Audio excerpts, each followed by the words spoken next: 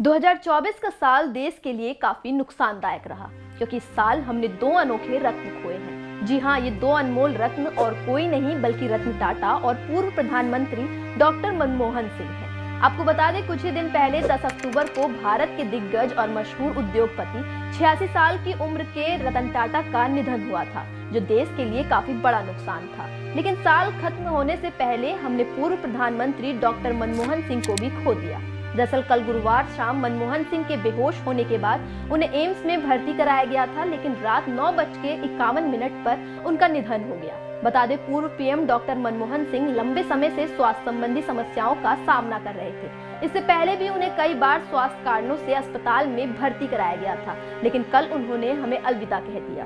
वहीं बात करें उनके जन्म की, तो डॉक्टर मनमोहन सिंह का जन्म 26 सितंबर 1932 को अविभाजित भारत के पंजाब प्रांत के एक गाँव में हुआ। एक साधारण पृष्ठभूमि से आने वाले डॉक्टर मनमोहन सिंह ने अपने जीवन में शिक्षा, अर्थशास्त्र और राजनीति में असाधारण उपलब्धियां हासिल की।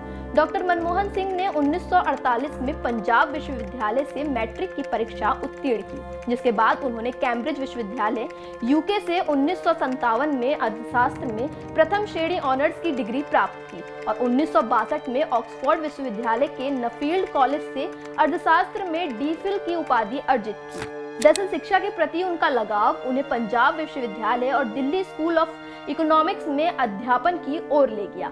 हालांकि 92 साल की उम्र में भारत के पूर्व प्रधानमंत्री और अर्थशास्त्री डॉक्टर मनमोहन सिंह का निधन हो गया, लेकिन भारतीय राजनीति और आर्थिक सुधारों में उनका योगदान हमेशा याद किया जाएगा। 1991 में भारतीय अर्थव्यवस्था को उदारीकरण की राह पर ले जाने वाले डॉक्टर मनमोहन सिंह का योगदान कभी भुलाया नहीं जा सकता, जिसके बाद 1971 में डॉक्टर मनमोहन सिंह भारत सरकार से जुड़े और वाणिज्य मंत्रालय में आर्थिक सलाहकार बने। 1972 में उन्हें वित्त मंत्रालय का मुख्य आर्थिक सलाहकार नियुक्त किया, जिसके बाद उन्होंने कई महत्वपूर्ण पदों पर कार्य किया, जिनमें वित्त मंत्रालय के सचिव, योजना आयोग के उपाध्यक्ष, भारतीय रिजर्व बैंक के गवर्नर, प्रधानमंत्री के आर्थिक सलाहकार और विश्वविद्यालय अनुदान आयोग यानी यूजीसी के अध्यक्ष जैसे पद शामिल हैं।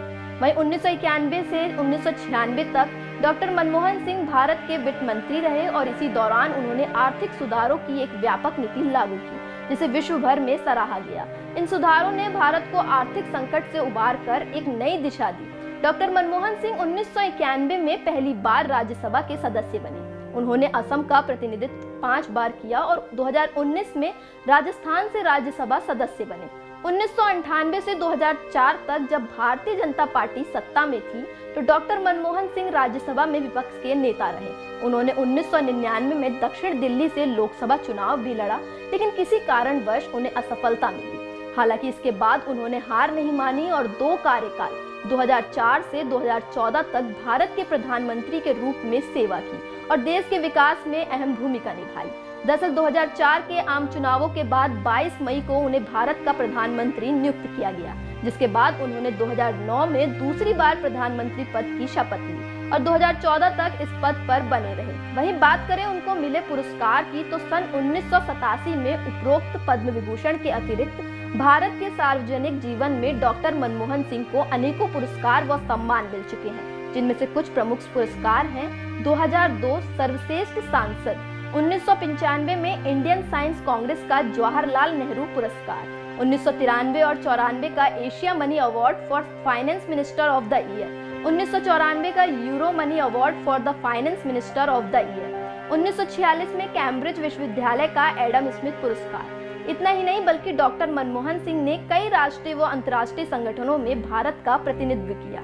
वहीं न्यूज़ 31 भारत के महान अर्थशास्त्री व भारत के पूर्व प्रधानमंत्री डॉक्टर मनमोहन सिंह को भव्यपूर्ण श्रद्धांजलि अर्पित करता है।